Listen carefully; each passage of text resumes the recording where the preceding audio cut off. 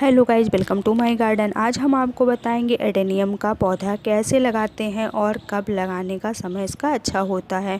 सबसे पहले तो आप इसको कटिंग से लगा सकते हैं और लगाने का महीना फरवरी और मार्च का महीना सबसे अच्छा होता है।